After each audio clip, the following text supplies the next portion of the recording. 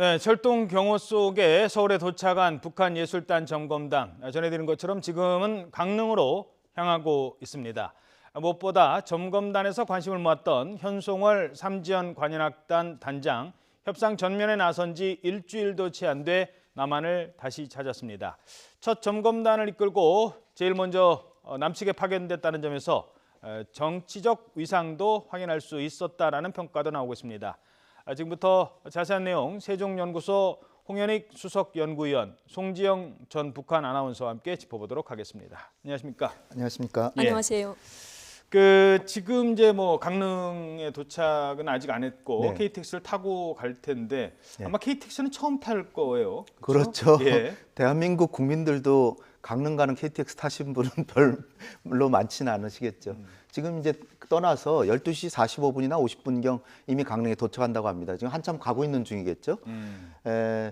당초에 어저께 오기로 했었는데 하루 좀 연기됐지만 그 내용에 대해서는 이제 좀 이따 아마 물어보시겠죠. 예. 근데 어쨌든 이렇게 잘 하루만 연기된 걸로 끝나서 다행이다. 국민의당 같은 경우에 그렇게 논평을 했더라고요. 예. 연기여서 다행이다. 예. 이것이 취소나 중지라고 처음에 표현이 됐지만 일단은 와서 아무 문제 없는 것처럼 또 대표단이 바뀐 것도 아니고 단지 하루만 연기됐다는 측면에서 볼 때는 일단은 모든 일정에서 큰 차질은 없겠다. 네, 이렇게 생각이 됩니다. 말씀하셨으니까 거기에 대해서는 우리가 왜 안 오는 거냐라고 했는데 거기에 대한 답변은 또 없었어요.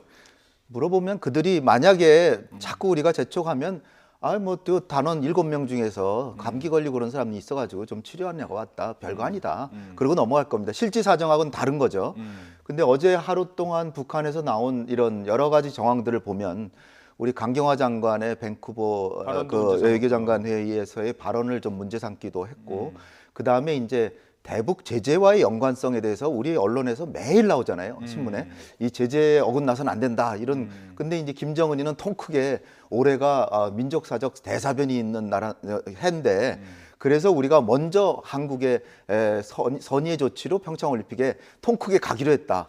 그러니까 가을에 있는 자기네 정권 탄생 70주년 때도 한국에서 와달라는 얘기가 가로 속에 이제 들어있는 겁니다. 그런 상황에서 제재에 운이하는 게 말이 되느냐. 이래서 아마 북한 내부에서도 우리가 너무 양보하는 거 아닙니까? 이런 얘기도 있었을 수도 있고요. 또 현송월이 너무 서두른다 생각해서 야, 이거 우리가 거저주는 거 아니야? 그러지 말고 조금 좀 애 좀 태워봐. 이렇게 했을 수도 있고요. 여러 가지 추측이 가능하지만 우리가 공식적으로 물어보면 아마 감기 걸린 사람이 있어가지고 좀 치료하고 오느냐고 남조선에 감기 옮겨서 해야 되겠습니까? 이렇게 얘기할 수도 있어요. 제가 볼 때는. 그러니까 굳이 그런 거 따지려고 할 필요는 없다. 그들이 스스로 얘기하게끔 만드는 게 오히려 더 낫지 않을까. 어쨌든 큰 지장이 있는 것은 아니니까. 애초에 제가 생각할 때 왜 이렇게 빨리 오나. 그리고 우리도 북한의 그 금강산 마식령 스키장 이렇게 점검단 보내잖아요. 근데 4일 뒤에 간다 그랬는데 북한은 내일 가겠다라고. 예. 그게 전 굉장히 이상했어요. 그러더니 역시 하루를 더 끊었죠. 예. KTX를 타고 지금 현재 가고 있는데 현송월 단장 같은 경우가 이제 대표란 말입니다. 네. 우리가 지금 기억에는 여성이 어떤 실무회담이 됐던 대표가 돼서 온 거는 거의 처음인 걸로 알고 있는데요. 어떻게 보십니까? 우리 측에 파견한 대표 중에는 이제 과거에 과거에 여성이 인솔한 경우는 2013년 6월에 이제 강성해 조국평화통일위원회 서기국 부장이라고 해서 한번 왔던 적은 있습니다. 그리고 이제 현송월 단장, 관현악 단장을 대표로 해서 실무자 이제 접촉에도 나오고 직접 사전 점검단으로 이제 대표로 이제 온 경우는 좀 이제 이례적이라고 볼 수 있는 거죠. 그래서 북한에서 이제 여성의 지위가 그러면 높냐 우리가 이렇게 볼 수 있는데 물론 북한도 이제 여성이라고 하면 혁명의 한쪽 수레바퀴를 책임진 여성들도 당당한 사회의 한쪽을 책임진 주인이다. 그래서 남녀 평등권도 우리나라보다 먼저 발표하고 여성들도 이제 명식적으로는 여성들도 이제 우리나라에서 정말 남성들하고 평등하다 이렇지만 실제 그렇냐 그렇지는 않거든요. 남성들보다 여성들의 대의원 수는 훨씬 적고 여성들이 결혼해서 애 키우는 집안에서 가정을 하는 여성이다 이런 걸로 해서 어떤 사회적 권리가 많이 이제 사회적으로는 남성들이 하늘이고 여성들은 땅이거든요. 북한 내에서. 그런데 이제 노래를 하던 가수로서 이렇게 대표단 단장을 맡고 당당한 모습으로 어떤 이제 임무를 수행하기 위해서 저렇게 내려온다고 하면 정말 현성월이 뭐 김정은 위원장과 어떤 관계인가 이런 와설들도 많이 나올 수도 있고요. 정말 신임을 많이 받은 사람인가 보다 이렇게 그렇죠. 생각할 수도 있는데 일반 북한 여성과는 좀 다르다라고 볼 수 네. 있는데 송 아나운서는 혹시 현송월을 만나보거나 알 적은 있으십니까? 직접 이제 얼굴을 맞대면하고 본 적은 없지만 제가 북한에 있을 때 저분이 준마처녀라는 노래로서 그때는 이제 나이가 어릴 때죠. 버천버 전자악단에서 준마처녀라든지 축포라는 노래가 있습니다. 이제 버천버 전자 축포 축포 노는냐 뭐 이런 노래를 불렀었는데 저 여성의 목소리가 엄청 이제 준수하면서도 중음을 띠면서 볼륨이 많이 퍼져나가는 그런 목소리입니다. 그래서 염청 다음에 저 목소리가 비슷하다 해서 북한에서도 이제 많이 저 노래를 준마처녀라든지 축포라는 노래를 많은 분들이 이제 따라 부르곤 했는데 저렇게 가수로서 활약하던 분이 어느 날 제가 남쪽에 와 있으니까 모란봉 악단 단장이 되고 어느 날 관현악단 단장이 돼서 지금 내려온다고 하니까 저도 지금 황당하고 대단하네요. 뭐 이런 생각이 들고 놀랍습니다. 그 나이가요 지금 알려지지 않고 있는데 72년생이라는 얘기도 있고 78년생이라는 얘기도 있거든요. 혹시 네, 제 생각에는 이제 저 여성의 이제 외모로 봤을 때 7, 8년생이 비슷한 것 같습니다.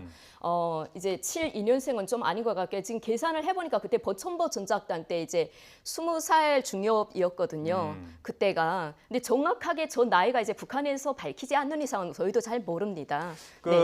화면에 보니까 이제 뭐 겨울이라 밍크 목도리를 하고 왔어요. 네. 북한 여성들이 흔히 하는 패션이에요? 평양에서는 저런 모습을 흔히 볼 수 있습니다. 그리고 특히 모란봉 악단, 중앙단 예술 악단에서 활약하는 저 여성분들은 북한에서 생산하는 뭐 해리스라든지 아니면 여가족이라든지 그런 걸 이제 북한 내에서 피복 공장에서 생산한 저런 옷들을 외화 상점에 가서 돈 주고 능히 사입을 수 있는 수준이고 평양에 가면 저런 옷 목도리를 거친 분들을 흔하게 볼 수 있습니다. 네. 그렇군요. 육로로 오늘 이제 처음 이제 온 거 아니겠습니까? 앞으로 이제 계속해서 이제 내려오겠습니다만 지금 뭐 경의선 육로 그다음에 이 뭐 판문점으로서 내려오는 오늘 경의선 육로로 내려왔다. 이거는 어떤 의미가 있을까요? 그게 뭐 2년 됐죠. 개성공단이 전면 중단되고 사실 우리 정부가 이제 지난 12월에도 이제 다 공개가 됐지만 어떤 적정한 절차를 가지고 개성공단을 이렇게 뭐 폐쇄한 게 아니다. 폐쇄라기보다 전면 중단이라는 표현을 썼죠 당시에. 우리가 전면 중단하니까 그들이 또 다 나가라. 그리고 거기를 군사지구로 다시 바꾸고 그래서 2년 만에 이제 처음으로 경의선 도로를 사용해서 우리 사람이 아니라 북한 사람이 거기를 건너서 넘어왔다.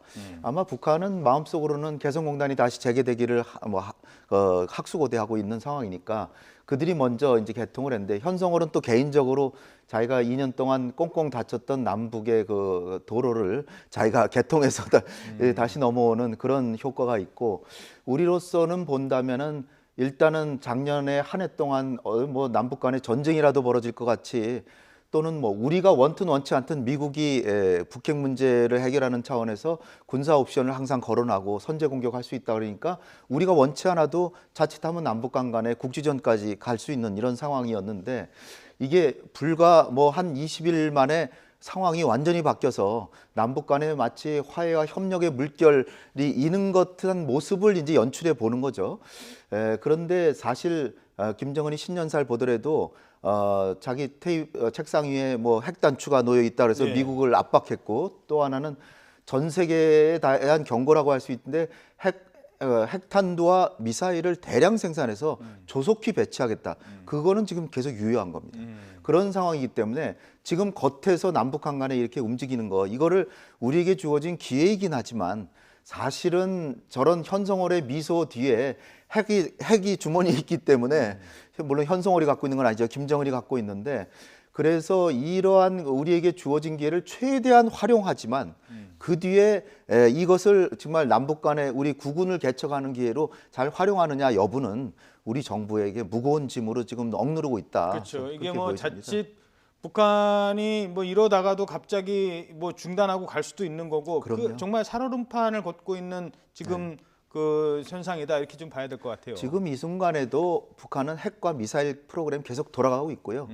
그다음에 SLBM 언제라도 쏠 수 있는 준비를 착착 진행하고 있고 그렇기 때문에 제가 볼 때는 패럴림픽 끝날 때까지는 별일은 없을 거라고 미사일을 봅니다. 쏘지는 않겠죠. 근데 그것만 해도 우리한테는 대단한 거죠. 왜냐하면 평창 올림픽이 만약에 김정은이 신년사가 없어서 지금 언제라도 북한이 또 미사일이라도 쏠지 모른다 이런 상황에서 올림픽 한다 그러면 올림픽에 오는 선수단 자체가 많이 줄어들 수도 있었을 그렇죠. 겁니다. 뭐 그러면 예. 이러한 험악한 분위기에서 올림픽 한다고 하는 것이 사실은 그쪽을 생각해 보면 지금 굉장히 잘 진행되고 있는 거예요. 올림픽의 흥행을 위해서도. 그런데 중요한 점은 그것이 3개월의 평화다. 그러나 그 3개월의 평화가 너무나 소중하고 그리고 트럼프 대통령이 문 대통령한테 전화를 걸어오고 시진핑 주석도 여간해서 우리 대통령하고 통화 잘 안 해왔는데 예. 전화를 걸어오잖아요. 그게 뭘 뜻하겠습니까? 대한민국이 국군을 개척할 수 있는 운전대에 드디어 앉긴 앉았다. 그러나 이게 3개월이기 때문에 그 3개월을 어떻게 운영하느냐에 따라서 우리가 향후에 국군이 어떻게 달라지냐가 결정된다. 근데 그나마 올림픽 성공하는 것만 해도 대단한 거죠. 일단은 잘 나가고 있는 것이다. 이렇게 박수를 치면서 보고 있을 필요는 있겠다. 이렇게 봅니다. 그렇죠. 뭐 이게 뭐 현송월이 온다고 해서 갑자기 남북 관계에 큰 변화가 생기고 이런 건 아닙니다만 말씀하신 것처럼 적어도 올림픽 기간 안에 우리 올림픽이 평화적으로 치러진다는 메시지를 전 세계 국민들한테 알린다는 건 그만큼 올림픽 흥행을 위해서도 도움은 될 것 같습니다. 게다가 현송월이 오다 보니까 더 이제 해외나 국내 언론을 관심을 받는 것 같습니다. 북한에서 현송월을 많이들 아는 인물이죠. 많이 알고 있는 인물입니다. 특히 준마처녀라는 노래로서 사람들에게 많이 알려진 그런 인물이지요. 그 다른 것보다도 이 관현악단의 어떤 위상이랄까요? 예술단의 위상 이걸 좀 알고 싶은데요. 일단 북한에서는 어느 정도의 그 사회적 지위가 있는 겁니까? 관현악단. 예전에 이제 김일성이나 김정일 때는 보천보 전자악단과 왕재산 경음악단이 정말 위상이 대단했거든요. 특히 보천보 같은 경우는 일본에 가서도 이제 공연을 하면서 일본 땅을 정말 들었다 놓고 왕재산 경음악단은 중국에 가서 이제 공연을 많이 해서 뭐 외화도 많이 벌어왔다 이런 말들을 많이 이제 돌고 있고 또 그런 공연들이 나중에 북한 내에서도 로카시랑으로 이제 진행이 됐습니다. 그러다 보니까 저 이제 보천보 악단이나 왕재산 경음악단이 위상이 대단한데 김정은 시대에 들어와서 모란봉 악단이 지금 위상이 그렇게 대단하거든요. 물론 외국에 가서 공연을 한번 하려고 하다가 좀 하나 빼려고 한다고 해서 이제 다시 돌아온 그런 경우도 있지만 그런 경험도 가지고 있지만 일단 모란봉 악단에 있는 현송월 그 모란봉 악단을 책임지고 있는 현송월이다 이러니까 김정은의 신임을 두텁게 받고 있는 여성이다 이렇게 이제 알고 있고 또 그 뒤에 와설들이 많이 돌고 있고 또 그 여성이 이번에 관현악단 단장으로 온다고 하니까 이게 뭐야? 다른 남성분이 관현악단 단장이라고 한다면 관악기와 현악기를 모두 조합한 오케스트라 형태를 운영하는 그런 사람이 단장이 되어야 하는데 제가 알기에는 현송월 씨가 노래 가수로서는 멀뚱한지 몰라도 그 관현악단을 지휘할 수 있는 지휘자 정도의 능력이 되는가? 관현악단을 지휘하려면 모든 사람들이 이거 음절이라든지 그 사람이 찝는 음계를 봐서라도 저 사람이 지금 음치를 내고 있다. 지금 여기 조화가 안 맞다. 이걸 분간할 수 있는 정도가 돼야 되는데 그걸 다 실무자로서 책임지고 악단 단장으로 내려온다. 이러니까 좀 더 우리가 관심을 가지고 거기에 더 호기심을 느끼고 더 이제 더 그런 것 같습니다. 그러니까 이제 네. 지금 말씀하신 것처럼 북한도 현송월의 인물의 어떤 그 효용성을 아는 거예요. 그러니까 그냥 음악만 잘하는 관현악 단장이 오면 뭐 언론에서 관심을 이만큼은 안 받겠죠. 그런데 그런 사람을 어찌됐든 가수 출신이고 남북한에서 관심을 갖고 세계 언론의 주목을 받는 사람을 단장으로 내세워서 저렇게 세계적으로 뭔가 이렇게 보여줄 수 있는 그런 효과를 기대하는 것 같습니다. 그러니까 단장이 꼭 지휘자가 아닐 수도 있어요. 단장은 모든 행사를 총책임지는 사람이지. 그렇죠? 예.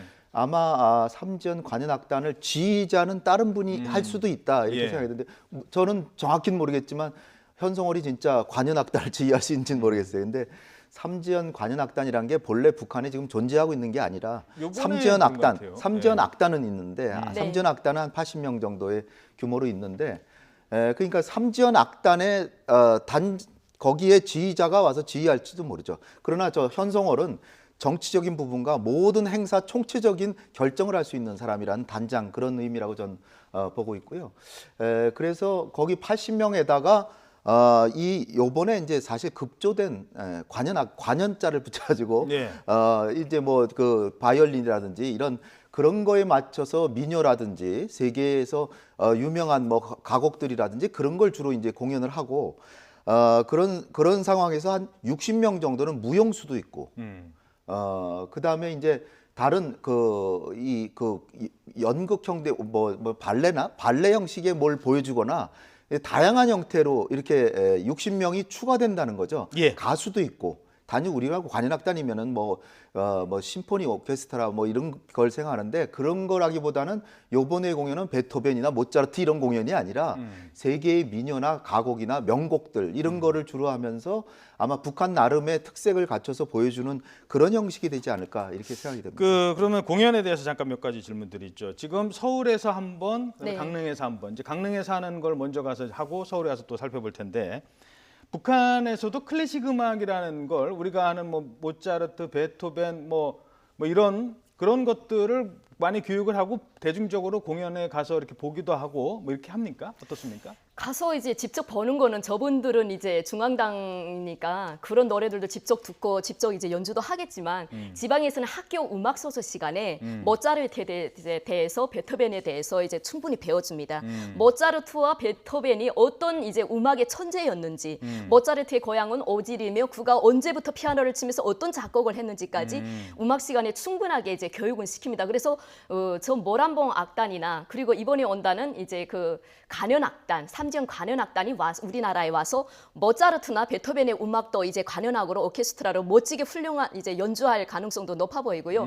그 외에 뭐 청봉 악단이라든지 삼지연 예술단이라든지 이런 분들의 이제 노래도 좋고 뭐 예술을 이제 뭐 우리 민족끼리를 좀 살려서 물론 이제 그런 것도 공연을 하겠죠. 공연을 할 것 같습니다. 그 과거에 평양에서 네. 그 뉴욕 필하모니가 그 연주를 그렇죠. 한 적이 네, 있었어요. 한 적이 있었죠. 2008년인가 네, 언제 네, 그때 네. 했었는데 그때 여러 곡 중에 하나가 신세계 교향곡, 신세계. 드보르작 네. 그 신세계 교향곡. 신세계라는 게 미국을 뜻하는 거 아니겠습니까? 그래서 그렇죠. 저도 그 며칠 전에 그걸 클래식 채널에서 하더라고요. 그래서 보면서 야, 평양에서 신세계 교향곡이 울려 퍼지네. 이거는 좀 음악에 대해서 이만큼이라도 아는 사람은 조금 북한 내에서는 네. 거부감이 느낄 수도 있는데 그거를 공연하는구나라는 생각을 했어요. 그러면 이번에 이제 어떤 곡을 할지 모르겠습니다만 그러니까 그 정도의 메시지를 가진 북한의 체제 찬양 정도는 아니지만 네. 그러니까 나름 무슨 그 공산주의와 관련된 뭐 그런 작곡가의 곡을 연주를 하면서 그런 정도는 야 이거 뭐 예술 아니냐 할 수도 있을 것 같아요. 북한도 그걸 아마 잘 알고 있을 겁니다. 그래서 지난번에 우리 실무 접촉하고 그럴 때 주로 민요나 세계의 명곡 이런 거를 주로 하겠다고 해서 만약에 북한 체제를 선전하는 내용이 들어간다거나 그럴 때는 2015년 12월에 모란봉 악단의 베이징 공연을 딱 떠올리게 하거든요. 예. 그때 있었던 일들이 크게 봐서 두 가지인데 김정은이 그 모란봉 악단을 보내놓고 우리 그 장군님이나 수령님들 덕분에 지금 수소폭탄의 굉음을 울리게 됐다. 그 얘기를 딱 했어요. 그러니까 네. 그 김정일 덕분에 수소폭탄까지 가지게 됐다라고 그러니까 중국에서 이렇게 보다가 모란봉 악단이 이게 진짜 북한 선전하러 온 거 아니야? 그래가지고 이제 뭐 하나 리허설을 하면서 좀 보자 했더니 그 화면이 있는데 미사일 화면에 날아가는 미사일 거예요. 발사 장면 쫙 그러면서 예. 뭐 찬란하게 그냥 예. 워싱턴이 폭발하는 장면. 북한의 예. 위용을 이렇게 과시했는데 그거를 중국의 최고 당 간부의 뭐 부인이라든지 가족들이 가서 박수를 쳐야만 되는 그런 상황이기 때문에 중국에서 이건 안 된다. 라고 했더니 이제 거기서 옥신각신하다가 현송월이 결정을 하고 그렇죠. 당시에 당에서도 주요 간부가 간데 당의 간부는 결정을 못하고 예. 현송월이 갑시다 그래도 예. 그러니까 현송월이 결정하니까 다 갔다는 거예요. 표현이 그렇습니다만 그때 아이 그럼 때려치라오 그래가지고 예. 그냥 온 거 아닙니까? 그렇기 때문에 더군다나 중국도 아니고 중국은 사회주의 국가잖아요. 예. 우리 대한민국에 와서 북한 체제 선전 뭐 곡을 한다? 그럼 절대로 오지 말라죠. 그러니까 아마도 지금 하나의 고비가 있다면 일단 그 실무 접촉은 잘 됐지만 이제 공연하러 올 때 연습하고 그런 거 아무래도 우리가 좀 볼 거 아니에요. 근데 거기 만약 체제 선전 곡이 들어갔다 그러면 공연 못 하게 할 수도 그러니까 있을 이제 겁니다. 그게 제일 걱정되는 예. 부분 중에 하나예요.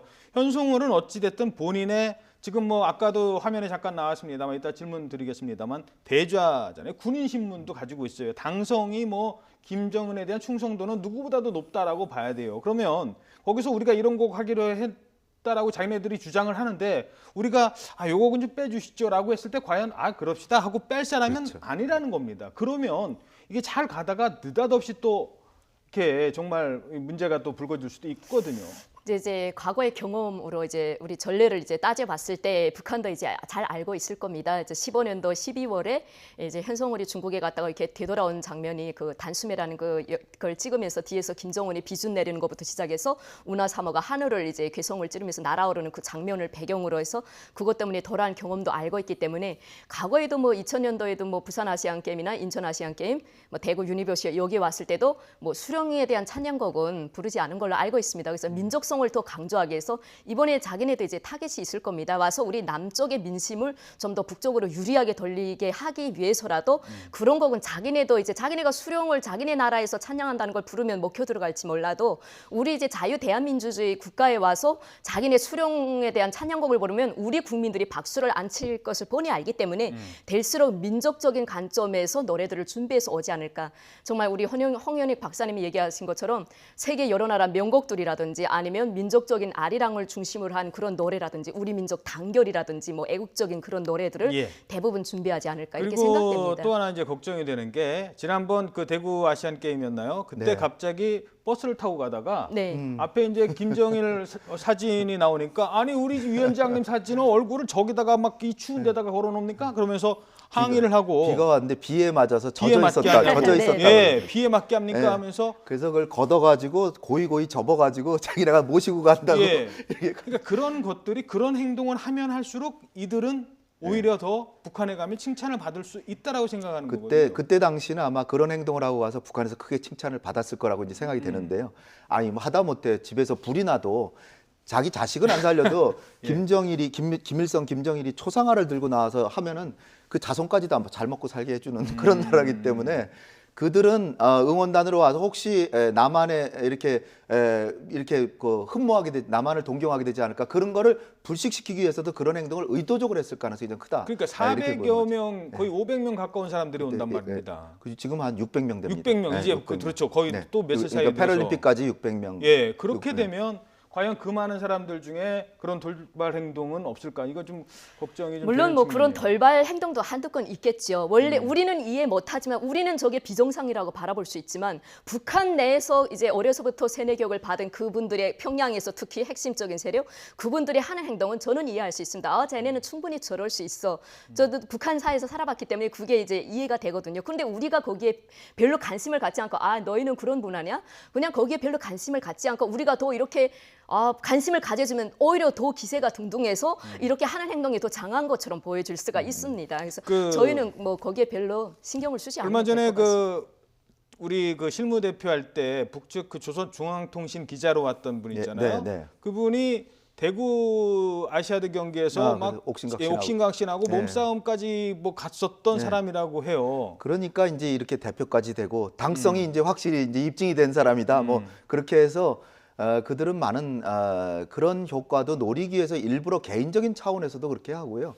회담하러 나와서도 일부러 그냥 뭐 강하게 체제 선전용 발언을 하면은 북한에 가면 그거를 너 왜 회담을 망치고 왔느냐가 아니라 너 역시 당성이 훌륭하구만. 예. 동문은 뭐 이렇게 되니까 그런 역효과가 아닌가 생각되는데. 그렇습니다. 예. 이거 너무 또 뭐 이렇게 안 좋은 쪽으로 이렇게 걱정만 하는 것 같은데. 제가 긍정적인 말씀 하나 드릴게요. 예.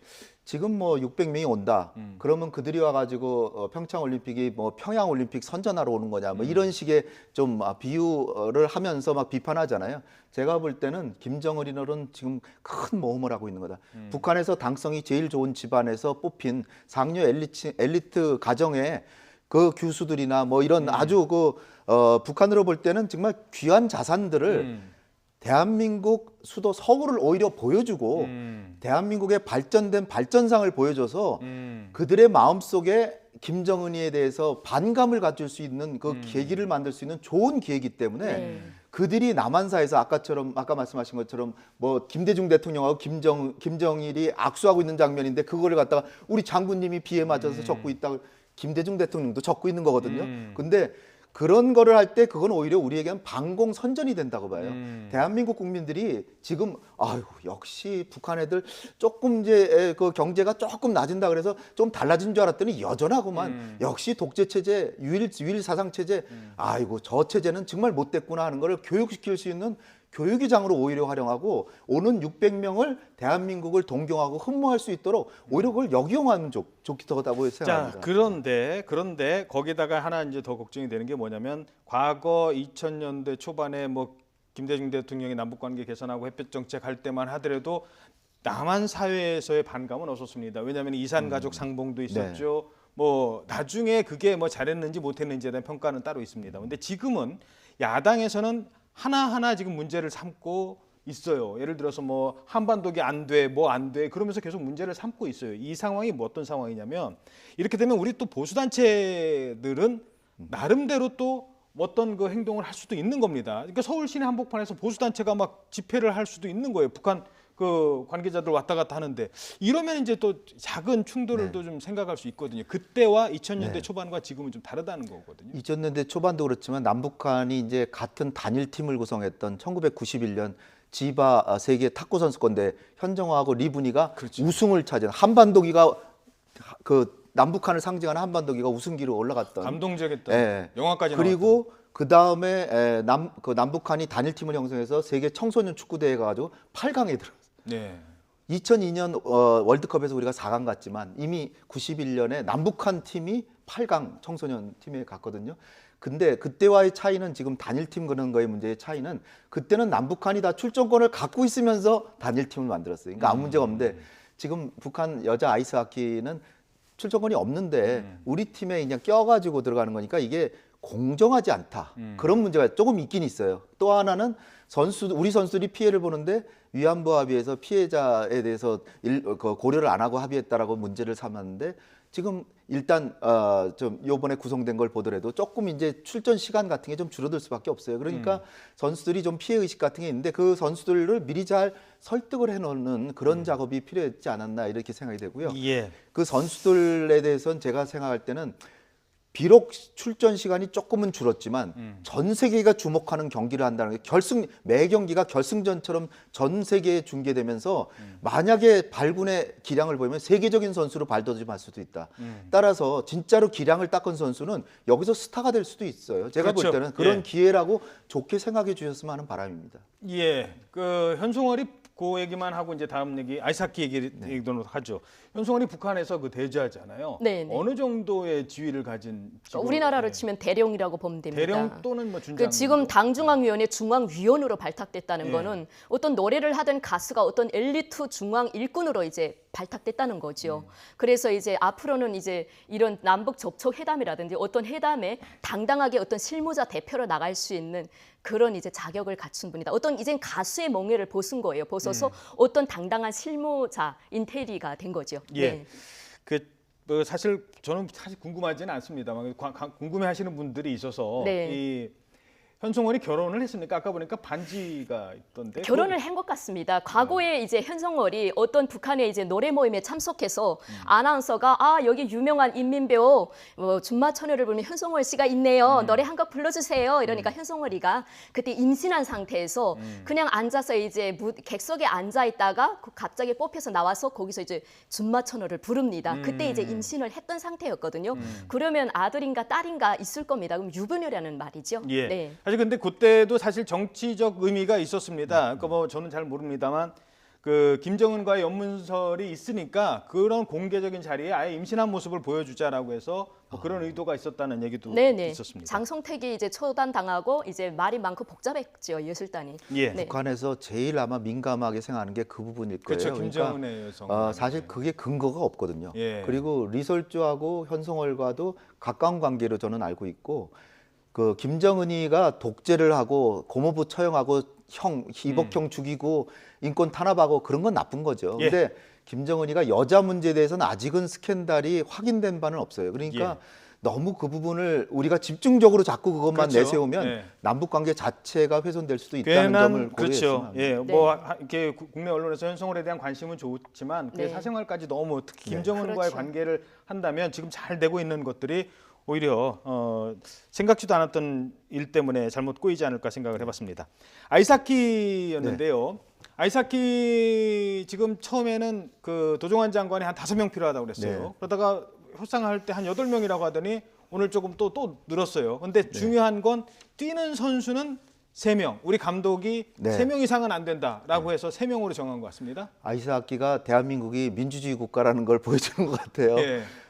처음에 우리 정부가 애초에 제 이제 추측입니다. 우리 정부는 남북 한간의 단일팀이 되면 과거에 91년, 92년에 남북 동수로 했어요. 축구 같으면 9명. 그렇죠. 그러니까 진짜로 남북 단일팀이죠. 근데 그 당시는 양측이 다 출전권을 갖고 있었으니까 이렇게 된 거고 지금은 우리가 출전권이 있는데 북한이 거기에 그냥 끼어드는 상황이니까 우리가 몇 명을 하느냐는 사실 우리의 선택인데 처음엔 그래도 모양새를 갖추기 위해서 북한 선수들을 많이 받아들이려고 했는데 이게 이제 공정한 그 경쟁이 아니다라는 하는 측면에 부각이 되니까 그리고 선수들이 피해를 본다. 그래가지고 우리가 조금 이제 줄여야 되겠다 이런 생각을 한 것 같아요. 예. 그래가지고 이 엔트리 숫자 자체를 우리가 23명이었는데 그걸 35명까지 늘리려고 그랬다가 그거를 우리가 한 6명만 늘리자 이런 식으로 우리가 줄였는데 오히려 IOC가 예. 12명을 늘려줘 버렸어요. 예, 단일팀이면 근데 이것도 왜냐하면은 IOC도 중요하고 국제 빙상연맹도 중요하고 우리랑 상대하는 상대팀의 의견도 중요합니다. 스위스, 예, 일본. 스위스, 일본 다 반대거든요. 예. 그럴 거 아니에요. 그들로 봐서는 한국이 더 많은 선수 중에 뽑는다 그러면 선수 풀이 손해니까 많으니까. IOC도 절충할 택한 게 엔트리는 늘려줬는데 매 경기마다 할 수 있는 선수는 22명으로 다른 팀 스위스, 일본과 똑같은 숫자로. 그래서 결국은 그 결과는 어떻게 됐냐?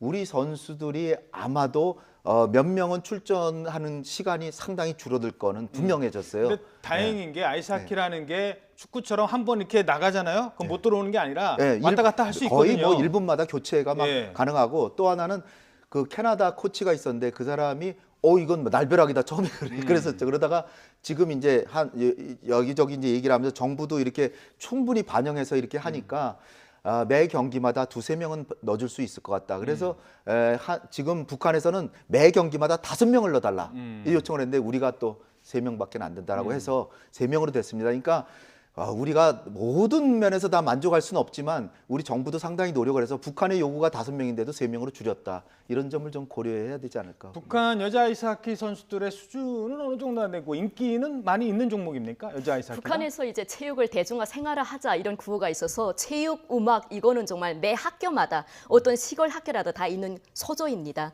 그래서 이제 저희 학교도 뭐 시골은 아니었지만 읍 학교였지만 아이스하키를 북한에서는 호케이라고 부릅니다. 호케이. 일본식 발음을 그대로 부르는 아이스 호케이. 네, 아이스라는 말은 빼고 그냥 호케이 호케이. 선수들, 네, 호케이라고 부르는데 호케이전은 정말 이제 북한에서 이제 추운 쪽이다 보니까 강이 얼고 뭐 이러다 보니까 그 평양 같은 데는 빙상관이 있지만 지방 같은 데는 겨울에만 이제 훈련을 하는 종목이라 그 여름에는 이 호케이가 인기가 없습니다. 체육이나 롱구, 배구 이것보다도 그렇지만 이제 아이스 하키를 중요시해서 평양에도 빙상관이 있고요. 중앙당 선수들이 오기 때문에 빙상관에서 사계절 훈련을 받은 선수들이 아닐까. 네, 그렇지만 또 이번에 뭐 국제 경기에 나가서는 출전권을 따지는 못했습니다. 우리한테 좀 묻혀가는 거는 있지요. 예. 그렇지만 또 큰 그림을 위해서는 또 이해해야 될 부분들이 있다고 생각합니다. 예. 자, 지금 말씀드리는 중에 속보가 들어왔습니다. 북한이요, 금강산과 마식령에 방문하는 것을 서로 동의를 했다고 합니다. 그래서 동해선 육로를 통해서 이용을 할 예정이라고 합니다. 자, 이렇게 되면요, 조금 전에 전해드린 것처럼 오늘 이 현송월이 왔던 경의선이 있고요. 그 다음에 판문점이 있고 요번에는 이제 우리가 올라가는 겁니다. 어찌됐든 이것도 선발대 파견에 동의를 했다. 금강산과 마식련의 선발대 파견에 동의를 했다라는 얘기를 전해드리겠습니다. 지금 아이스하키 전해드렸는데 스키, 특히 마식령 스키장, 북한에서 마식령 스키장이 갖고 있는 의미는 어떤 겁니까? 마식령이라고 한다면 이제 그 금강산 이제 성도원 야영소 옆에 마식령이라는 산줄기가 있는데 그것이 결국은 김정은의 고향이라고 말하는데 아직 정확하게 밝혀지진 않았습니다. 예. 이제 강원도에 있는 건데 이번 기회를 이용해서 이 마식령 스키장을 이제 세계적으로 홍보하려는 북한의 이제 그 자기네 이제 속셈도 좀 있겠죠, 성내도 좀 있겠죠. 그래서 이번 기회에 뭐 평화라는 그런 큰 산 밑에 이제 마식령 스키장을 좀 홍보하고 싶고 김정은이 만약에 정말 저게 자기 고향이라고 한다면 자기 고향도 좀 홍보하고 싶지 않나 뭐 이런 생각이 있는 것 같습니다. 북한이 요청한 게 아니고요. 우리가 그렇죠, 이제 우리가 제안한 거. 그러니까 이게 이제 요약안의 문제가 되는 부분인데 올림픽은 평창에서 하는 거고 평창에 오겠다고 하는 거는 이제 됐지만 이제 우리가 따로 제일 한 게 금강산과 마식령, 특히 마식령 스키장에 우리 처음에 이제 대표단인 줄 알았어요. 우리 요번에 네, 저도 그렇게 그러면 생각했어요. 아니 갑자기 거기가 훈련하고 며칠 전에 그리고 여기 와서 경기 이거는 아니다라고 생각했는데 네. 그건 아니고 그냥 우리 스키를 잘 타는 대표단이 가서 거기서 한번 스키 타고 오는 거예요. 그렇죠. 근데 이제 야당에서는 아니 이거는 금강산하고 마식령은 동계올림픽이랑 아무 관련이 없지 않느냐? 왜 여기까지 가서 북한의 마식령 스키장 게다가 김정은이 담배 피고 혼자 그 리프트 타는 그런 스키장을 가서 우리가 홍보해 줄 필요는 없지 않느냐라는 주장도 합니다. 네. 전문가 입장에서는 어떻게 보십니까? 그거는 정부가 제가 아까 말씀드린 것처럼 지금 3개월의 평화가 보장된 것이기 때문에 3개월 이후의 평화까지도 보장하려고 하는 아하. 전략적인 제안이었다 이렇게 생각이 됩니다. 그러니까 김정은은 속으로 그런 제안을 하고 싶었는데 그거를 우리가 해준 거죠. 그러니까 김정은의 전략적으로 자기가 북한의 스포츠를 진흥하고 자기가 또 스키도 좋아하고 그런데다가 아까 송 선생이 말씀하신 것처럼 원산이 김정은의 출생지라고 제가 알고 있어요. 이게 원산이 고향이에요.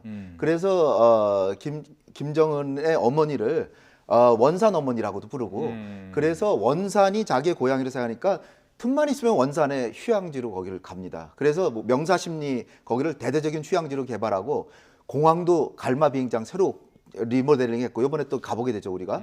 그리고 거기서부터 50km 떨어진 남쪽에 금강산과 연결되는 부분에 마식령 스키장을 대대적으로 저게 용평 스키장 못지않다라고 합니다. 예. 그런 그러니까 자기로서는 야심차게 했는데 문제가 된 게 뭐냐면 그 건설 와중에 불과 6개월 만에 건설하라 그래가지고 그 주민들을 다 동원해서 어린애까지 동원해서 막 이렇게 착취했다 이런 부분이 하나 있고요. 두 번째는 국제적으로 제재를 가하고 있어서 사치품이 안 되는데 제설기나 뭐 이런 거 부분에 몇 개 부품이 사치품의 용도라고 지정이 돼 있는 걸 가져갔다. 거기 가서 우리가 훈련하면 어떻게 되냐.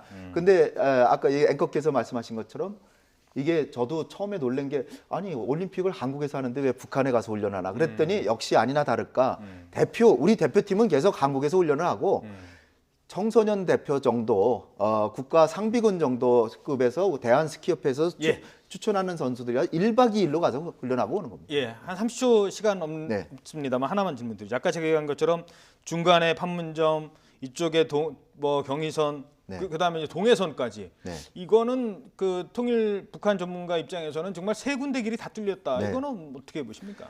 네, 뚫린 건 대단히 경축할 일이고 좋습니다. 근데 특히 판문점에는 예술단들이 화려한 모습으로 또 넘어와서 이 군사적 긴장 완화.